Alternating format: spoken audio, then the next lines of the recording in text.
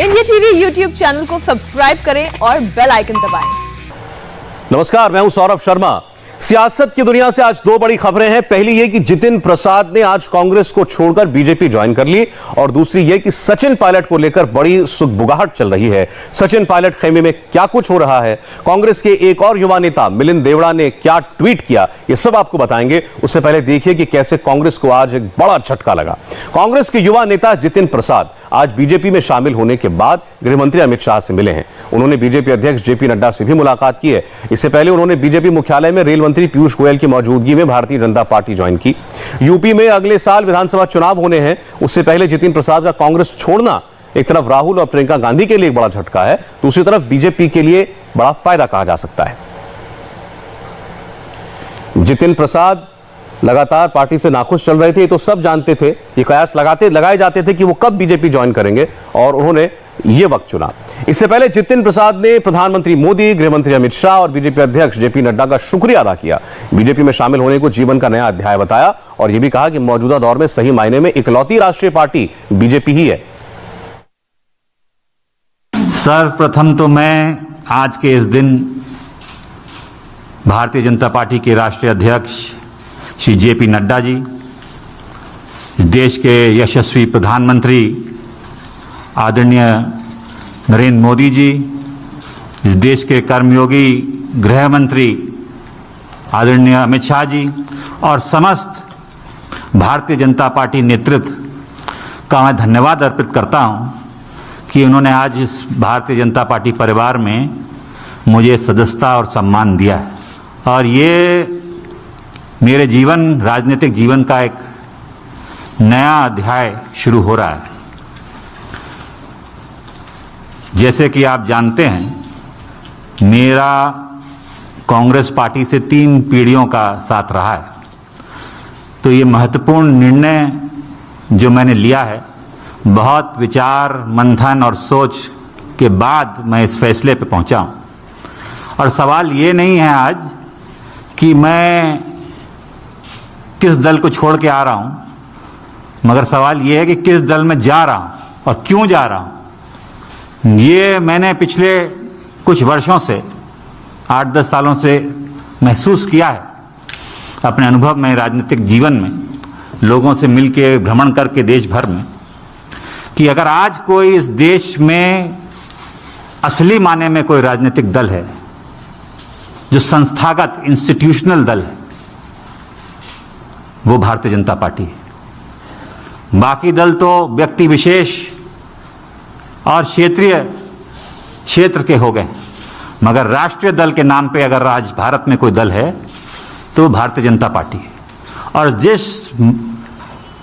चुनौतियां और परिस्थितियों से हमारा देश और विदेश में भी, हमारी सीमाओं पे भी जो चुनौतियों का सामना कर रहा है, उसके लिए अगर आज इस देश हित में कोई दल और कोई नेता सबसे उपयुक्त और मजबूती के साथ खड़ा है देश हित में, तो भारतीय जनता पार्टी और प्रधानमंत्री नरेंद्र मोदी जी हैं। ज्योतिरादित्य सिंधिया के बाद जितिन प्रसाद का कांग्रेस पार्टी छोड़ना और बीजेपी में जाना, यह राहुल गांधी की टीम के लिए बहुत बुरी खबर है। सिंधिया के साथ जितिन प्रसाद भी राहुल गांधी के ही करीबी माने जाते थे, और अब दोनों भारतीय जनता पार्टी में मौजूद हैं। सचिन पायलट को लेकर क्या क्या बातें चल रही हैं वो आपको बताएंगे, लेकिन पहले देखिए कि ज्योतिरादित्य सिंधिया ने बीजेपी में जितिन प्रसाद की एंट्री पर क्या कहा।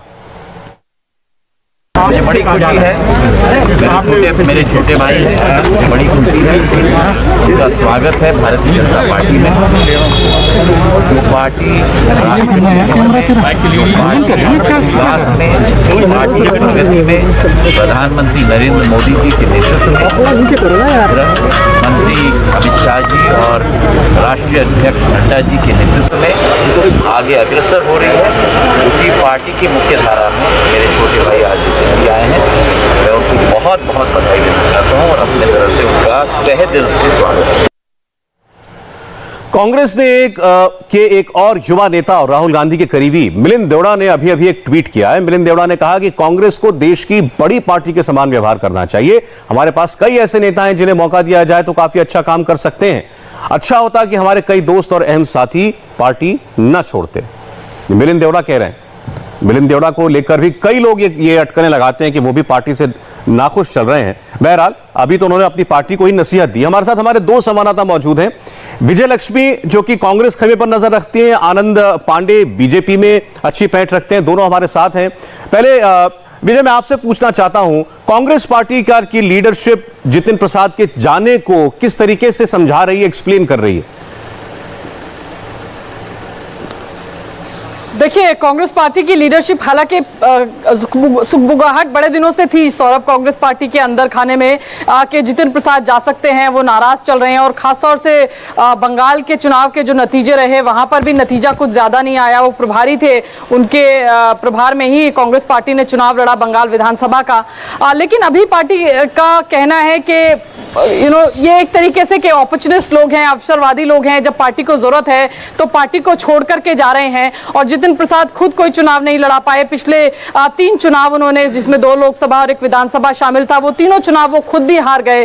तो उनका खुद का क्या बेस था, उनकी खुद की कितनी पॉपुलैरिटी थी, ये इसी बात से जाहिर होती है। तो कांग्रेस पार्टी ऐसे तमाम नेताओं को कहती है कि अवसरवादी नेता हैं, जो विपक्ष में जब पार्टी है तब पार्टी के साथ नहीं रहना चाहते, लेकिन जब पार्टी सत्ता में थी तो पार्टी ने इनको तमाम चीजें दी, तमाम तरह के पद दिए, मंत्री भी बनाया, कैबिनेट में भी शामिल किया। तो यही तर्क जो है वो पार्टी, यानी ये नेता अवसरवादी हैं जो ऐसे मौके पर कांग्रेस पार्टी छोड़ रहे हैं, विजय लक्ष्मी ये बता रही हैं। और कांग्रेस पार्टी को इनके जाने का कोई गम या कोई दुख नहीं है, कोई मलाल भी नहीं है।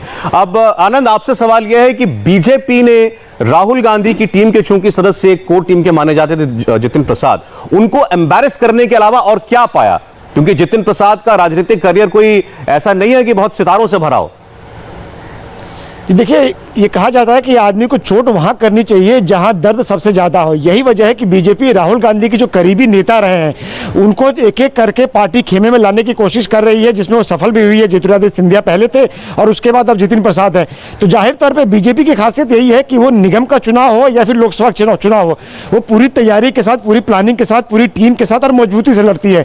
अब यूपी में कोई भी पार्टी हमको, समाजवादी पार्टी हो, बसपा हो या फिर कांग्रेस पार्टी हो, कोई भी पार्टी हमको जमीनी पर नजर नहीं आ रही। लेकिन अभी 6 महीने से ज्यादा का वक्त बचा यूपी चुनाव का, लेकिन बीजेपी ने अभी से वहां की चुनावी तैयारियां शुरू कर दी है। विधायकों से, अपने मंत्रियों से कई राउंड का फीडबैक ले चुकी है। और उसके अलावा बीजेपी कैसे वहां चुनाव लड़ेगी अभी से उसकी पूरी रूपरेखा तय कर दी गई है। और उसी कड़ी में अभी यहां पर जो जितिन प्रसाद को पार्टी लाई है, परसेप्शन की लड़ाई जो होती है, यानी कि अभी से 6 महीने पहले से बीजेपी परसेप्शन बना रही है कि बीजेपी वहां फिर से लौटने वाली है। कांग्रेस पार्टी के नेता, दूसरी पार्टी के नेता बीजेपी ज्वाइन कर रहे हैं। ये बताता है कि जिसकी उम्मीद होती है, जो वापस लौटने वाला है, लोग उसी पार्टी में वापस जाते हैं। आनंद, बहुत शुक्रिया आनंद आपका, विजय लक्ष्मी आपका। जितिन प्रसाद बीजेपी में आए हैं तो क्या फायदा पहुंचाएंगे, ये तो चुनावों के वक्त ही पता चलेगा। एक ब्रेक हम लेंगे, ब्रेक के बाद लौटेंगे इस वक्त की हेडलाइंस के साथ। नमस्ते, मैं हूं मीनाक्षी जोशी। वीडियो और खबरों से अपडेट रहने के लिए India TV YouTube channel subscribe करें, बेल आइकन दबाना ना भूलें। जुड़े रहें इंडिया टीवी के साथ।